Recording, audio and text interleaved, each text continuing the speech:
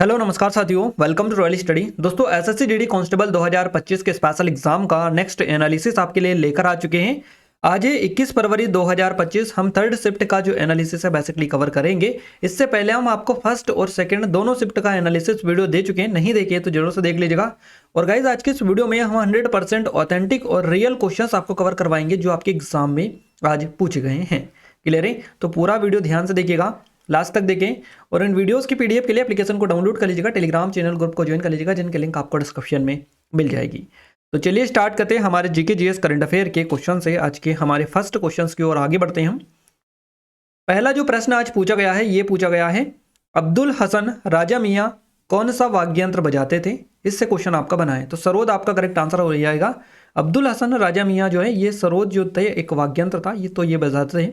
अब्दुल हसन राजा मियाँ इनको कहा जाता था, है ना। प्रसिद्ध सरोद वादक थे जो भारतीय शास्त्रीय संगीत में योगदान के लिए स्पेशली ये जाने जाते थे, तो इनके बारे में याद रखिएगा। अगला क्वेश्चन पूछा गया, पंजाब का जो प्रमुख नृत्य है ये कौन सा है? तो गिद्धा हो जाएगा। एक है आपका यहाँ का भांगड़ा, है ना, भांगड़ा, और दूसरा है गिद्धा। तो यहाँ पर आपको याद रखना है गिद्धा और भांगड़ा जो है ये कहाँ का है? पंजाब का है ना। इसी के लिए आपसे क्वेश्चन बनता है। भारत और पाकिस्तान के पंजाब की नृत्य शैली है, ये जो है महिला प्रधान नृत्य गायन संगीत है एक तरह का, और ये नृत्य आमतौर पर त्योहारों, विवाह जैसे विशेष अवसरों के दौरान किया जाता है। भांगड़ा और गिद्धा, विवाह के दौरान किए जाने वाले गिद्धा को वियाहुला गिद्धा के नाम से जाना जाता है। और गाइज आगे बढ़े उससे पहले थोड़ी सी अपडेट दे दें, ये हमारी एसएससी जीडी वाली स्पेशल टेस्ट सीरीज है, सिर्फ 49 रुपीज़ की प्राइस पर आपको मिल जाएगी। लिमिटेड टाइम है, इनरोल नहीं किया तो कर लीजिएगा। और ये हमारी आरपीएफ कांस्टेबल के लिए स्पेशल है, सिर्फ 79 रुपीज़ की प्राइस में आपको मिल जाएगी। इसके अलावा हमारी आरआरबी, एनटीपीसी वगैरह और भी एमपी एग्जाम के लिए अवेलेबल है, तो आप जाकर चेकआउट कर सकते हैं, है ना। बेस्ट है आपके आरपीएफ कांस्टेबल के लिए, है ना। 800 से अधिक कंटेंट यहाँ पर डला हुआ है जो आपकी एग्जाम के लिए सफिशिएंट है, एग्जाम ओरिएंटेड है सारा का सारा कंटेंट। तो एक बार जाकर आप डेमो भी देख लीजिएगा और सारी चीज़ें आप वहाँ पर जाकर समझ सकते हैं, है ना। तो डिस्क्रिप्शन में आपको लिंक मिल जाएगी। अगला क्वेश्चन पूछा गया, 2024 में वायुसेना के अध्यक्ष कौन है? है ना। 2014 के अनुसार आपसे पूछा है वायुसेना के अध्यक्ष, तो ये एयर मार्शल जो अमरप्रीत सिंह है, ये आपका करेक्ट आंसर हो जाएगा, क्योंकि 30 सितंबर 2024 को ये जो है वायुसेना प्रमुख का कार्यभार इन्होंने संभाला है। तो उसी के अकॉर्डिंग आपसे क्वेश्चन बनाए कि सरकार ने वर्तमान में वायुसेना उप प्रमुख के रूप में सेवारत जो एयर मार्शल अमरप्रीत सिंह इनका नाम है, तो इनको जो है ये पहले उप प्रमुख थे वायुसेना के, है ना। पीवीएसएम और एवीएसएम को एयर चीफ मार्शल के रैंक पर अगला वायुसेना जो प्रमुख है ये नियुक्त इनको बेसिकली किया गया 30 सितंबर 2024 को। अगला जो क्वेश्चन पूछा गया है यह है, पहली पंचवर्षीय योजना का मुख्य उद्देश्य क्या था? तो देश का कृषि विकास पर इसका मुख्य लक्ष्य था, टारगेट था, फोकस था पहली पंचवर्षीय योजना का। पहली पंचवर्षीय योजना का उद्देश्य देश का कृषि विकास था। दूसरी योजना का उद्देश्य देश को का औद्योगिक विकास था, और तीसरी जो योजना थी उसका उद्देश्य था अर्थव्यवस्था को स्वतंत्र बनाना। चौथी पंचवर्षीय योजना का उद्देश्य था विकास के साथ स्थिरता और आत्मनिर्भरता की उपलब्धि प्राप्त करना। तो इस सारी हमने 3-4 जो पंचवर्षीय योजना थी इनका 3-4 का ही हमने आपको बता दिया इसका कौन सा लक्ष्य था। अगला क्वेश्चन पूछा है, त्रिशूरपुरम उत्सव किस राज्य में मनाया जाता है? तो ये केरल में मनाया जाता है, त्रिशूरपुरम उत्सव इसका नाम है। त्रिशूरपुरम उत्सव जो है भारत के केरल राज्य के त्रिशूर शहर जो है यहाँ पर मनाया जाता है, और ये जो है वडक्कुनाथन मंदिर में आयोजित किया जाता है। केरल के सबसे प्रसिद्ध और जीवंत त्योहारों में से एक इसको बेसिकली माना जाता है। अगला क्वेश्चन है, हरित क्रांति का जो मुख्य उद्देश्य है ये क्या था? तो अधिक उपज देने वाली विभिन्न प्रकार की जो खाद्य फसलों है उनको उत्पादन बढ़ाना हरित क्रांति का मुख्य उद्देश्य था। भारत में हरित क्रांति की शुरुआत हुई थी 1965-68 में, है ना। हरित क्रांति को उस काल के रूप में जाना जाता है जब आधुनिक तरीकों और प्रौद्योगिकियों को अपनाने के कारण भारतीय कृषि और एक औद्योगिक प्रणाली में परिवर्तित हो गई थी। अगला क्वेश्चन पूछा गया अनुच्छेद 19 से कि अनुच्छेद 19 में क्या उल्लेख किया गया है? तो नागरिकों को कुल 6 स्वतंत्रताओं की गारंटी देता है। अनुच्छेद 19A जो कि अगर अपन बात करें, जो कि क्वेश्चन आपसे बना है अनुच्छेद 19A से, है ना। अनुच्छेद 19A से ये अभिव्यक्ति की आज़ादी से रिलेटेड है ना। अभिव्यक्ति की आज़ादी से रिलेटेड या बोलने की स्वतंत्रता ये देता है अनुच्छेद 19A। अनुच्छेद 19A अनुचित प्रभाव द्वारा प्रेरित अनुबंध को अपास्त करने की शक्ति, जब किसी समझौते के लिए सहमति अनुचित प्रभाव द्वारा उत्पन्न होती है तो वहां समझौता उस पक्षकार के विकल्प पर शून्य करनी उपबंध होता है जिसकी सहमति से ऐसा किया गया था, है ना। चलिए आगे बढ़ते हैं। अगला क्वेश्चन है, 37वें राष्ट्रीय खेलों का जो आयोजन है कहाँ हुआ था? तो ये गोवा में हुआ था 37वें राष्ट्रीय खेलों का आयोजन। भारतीय ओलंपिक संघ ने 2023 में 37वें राष्ट्रीय खेलों की मेजबानी गोवा को सौंपी गई है ना। नई दिल्ली, भारत 10 अक्टूबर 2022, गोवा अक्टूबर 2023 में राष्ट्रीय खेलों के 37वें जो संस्करण इसकी मेजबानी करेगा, यानी कि की है इसने। और भारतीय ओलंपिक संघ ने पिछले जो है अक्टूबर को इसकी पुष्टि की थी, 8 अक्टूबर को। तो ये चीजें आपकी हैं। अगला क्वेश्चन है हमारा, 2024 में किस राज्य में सबसे ज़्यादा गरीबी में जो है कमी देखी गई? तो ये बिहार में देखी गई। 2024 में बिहार राज्य में सबसे ज़्यादा गरीबी में कमी देखी गई थी, है ना। नीति आयोग की रिपोर्ट के अनुसार बिहार ने गरीबी उन्मूलन के मामले में महत्वपूर्ण प्रगति की है और वहाँ गरीबी दर की सबसे बड़ी गिरावट आई है।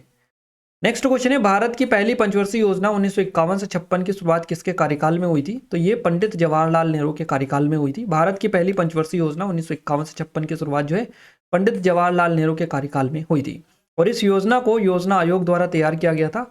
इसके मुख्य उद्देश्य जो था ये कृषि विकास, सिंचाई परियोजनाओं और बुनियादी ढांचे को मजबूत करना था। नेक्स्ट क्वेश्चन पूछा गया, कलामंडलम गोपी का संबंध किससे है? तो कथकली से इनका संबंध है। कलामंडलम गोपी का संबंध कथकली नृत्य से है और भारतीय शास्त्रीय नृत्य विशेष रूप से कथकली के प्रसिद्ध कलाकार है ये। उन्होंने इस पारंपरिक जो नृत्य शैली है इसको नई ऊंचाइयों तक पहुंचाया था, है ना। तो आप याद रखिएगा आगे के लिए। एक क्वेश्चन आपका सूचकांक यानी कि इंडेक्स से बना था। अब इंडेक्स से एग्जैक्ट क्वेश्चन हमें नहीं मिल पाया कि क्या आपके एग्जाम में पूछा गया था, बट जिन्होंने भी बताया वो बता रहे थे कि इंडेक्स से जो क्वेश्चन बना था वो 2023-24 का बना था, लेटेस्ट वाला, है ना। तो इसी के अकॉर्डिंग आप देख लीजिएगा। चलिए अगला क्वेश्चन है, खेल की शब्दावली से क्वेश्चन बना। स्केट बोर्डिंग से जुड़ी हुई कुछ चीज़ें आपसे पूछी गई थी जो कि एग्जैक्ट नहीं मिल पाया है हमें। और ये हमारी स्पेशल जीके की स्पेशल ई बुक है आपके लिए, जो कि टीसीएस के लेटेस्ट पैटर्न पर बेस्ड है। तो इसमें अध्यायवार प्रश्नों का संग्रह मिलेगा, नवीनतम पैटर्न पर बेस्ड है, आगामी परीक्षाओं के लिए अति उपयोगी है। वस्तुनिष्ठ प्रश्न आपको मिलेंगे 1500 से अधिक जो कि लेटेस्ट होंगे, अप टू डेटेड। तो आप सिर्फ 25 रुपीज़ की प्राइस पर 1500 से भी अधिक जो क्वेश्चन है लेटेस्ट वाले वो यहाँ से आप परचेस कर सकते हैं और आप बेस्ट तैयारी यहाँ से आप कर सकते हैं। डेमो चेकआउट कर सकते हैं, नहीं देखा है तो ये नंबर है, कोई डाउट है कुछ क्वेरीज है तो कॉन्टैक्ट भी कर सकते हैं। चलिए अगला क्वेश्चन पूछा गया, किसी राज्य के विधेयक को राष्ट्रपति के विचार के लिए कौन भेज सकता है? तो यह राज्यपाल भेजता है राज्य का। भारत में राज्यपाल किसी राज्य के विधेयक को राष्ट्रपति के विचार के लिए भेज सकता है, यह राज्यपाल की विवेकाधीन शक्ति होती है। नेक्स्ट क्वेश्चन जो पूछा है ये शिव कुमार शर्मा से है कि शिव कुमार शर्मा जो है किस वाद्ययंत्र से संबंधित है? तो संतूर करेक्ट आंसर रहेगा। शिव कुमार शर्मा संतूर वादक थे, एक प्रसिद्ध भारतीय शास्त्रीय संगीतकार थे। उन्हें संतूर को शास्त्रीय संगीत में लोकप्रिय बनाने का श्रेय बेसिकली दिया जाता है। नेक्स्ट क्वेश्चन पूछा गया प्रथम जैन तीर्थंकर से कि प्रथम जैन तीर्थंकर कौन थे? तो इनका नाम है ऋषभदेव। ऋषभदेव जी थे पहले जैन तीर्थंकर, याद रखिएगा। जैन धर्म के पहले तीर्थंकर थे ऋषभदेव जी और उन्हें आदिनाथ भी कहा जाता था।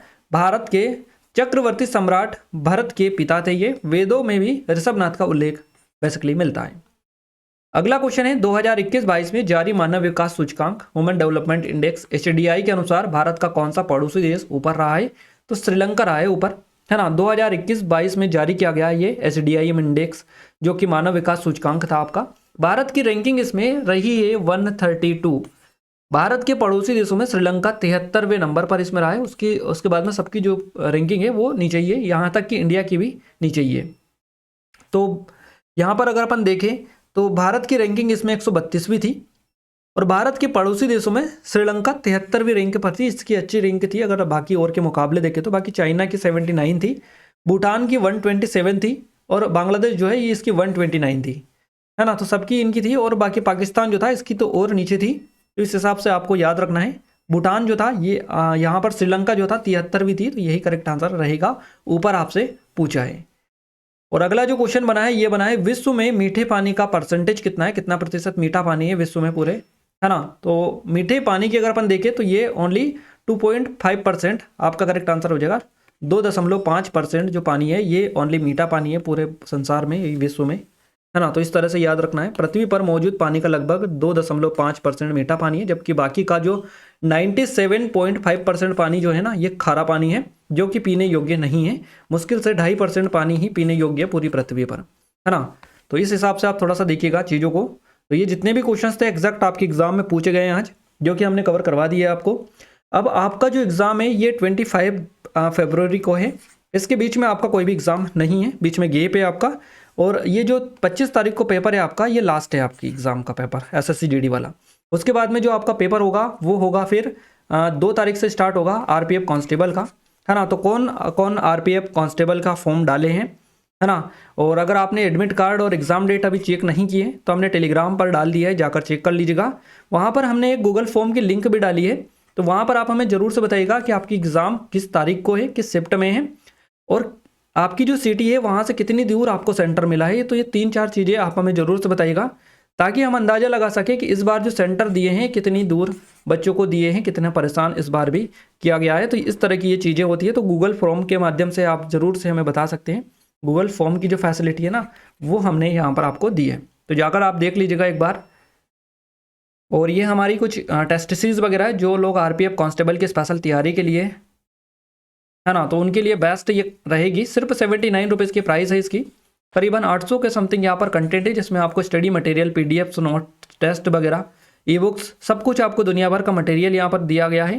तो आप जाइए एक बार, जाकर चेकआउट करिएगा। साथ ही यहाँ पर टॉपिक वाइज का भी भंडार है पूरा का पूरा, है ना। पीडीएफ भी इतनी बढ़िया आपको मिलेगी, शानदार। जो टॉपिक आपके एग्जाम में लगातार बन रहे हैं उसी के अकॉर्डिंग है सारा का सारा कंटेंट। तो एक बार आप सभी से हम कहना चाहेंगे कि आप एप्लीकेशन पर जाइए, जाकर खुद चेक करिएगा कितना बढ़िया और शानदार कंटेंट यहाँ पर आपको मिल रहा है ना। ये नंबर है, फिर भी कोई डाउट है, कुछ क्वेरीज है तो कांटेक्ट भी कर सकते हैं। और लेटेस्ट है सारा का सारा। इसी तरह आरपी, आरआरबी, एनटीपीसी की जो लोग भी तैयारी करें उनके लिए बेस्ट रहेगी। सिर्फ 79 रुपीज़ में इनरोल कर सकते हैं, और आपके लिए एग्जाम ओरिएंटेड कंटेंट आपको यहाँ पर पूरा का पूरा मिल जाएगा, है ना। और ये जो हमारी स्पेशल ई बुक के बारे में हम आपको बता रहे थे, ये वाली स्पेशल ई बुक है सिर्फ 25 रुपीज़ में। 1500 से भी अधिक लेटेस्ट क्वेश्चंस यहाँ से आपको मिलेंगे टीसीएस के, जो आपके एग्जाम में लगातार रिपीट भी हो रहे हैं और पूछे भी जा रहे हैं। तो यहाँ से आप सारे क्वेश्चंस जो लेटेस्ट है वो कवर कर सकते हैं। क्लियर है। तो ये सारी चीज़ें थी जो कि आपको बताना जरूरी थी, सो हमने बता दी है। और जिन लोगों ने अभी तक चैनल को सब्सक्राइब नहीं किया, उन सभी से रिक्वेस्ट है कि चैनल को सब्सक्राइब जरूर से कर लीजिएगा। बेल आइकन को ऑल पर सेलेक्ट कर लीजिएगा, ताकि जो भी नया वीडियो आए सबसे पहले आप सभी के पास में पहुंच पाए। इस वीडियो को अपने दोस्तों के साथ शेयर भी कर दीजिएगा, ताकि हमें सपोर्ट मिले, मोटिवेशन मिले आपके लिए, और अच्छी से अच्छी वीडियोस हम लाने की कोशिश करते रहें। और पीडीएफ के लिए एप्लीकेशन को डाउनलोड कर लीजिएगा। टेलीग्राम चैनल ग्रुप के लिए जो भी अपडेट होती है सबसे पहले हम अपडेट करते हैं टेलीग्राम पर, तो इससे भी आप कनेक्ट हो जाएगा। तो मिलते हैं गाइस हमारे नेक्स्ट स्टडी वीडियो में ही। तब तक ले जय हिंद, वंदे मातरम।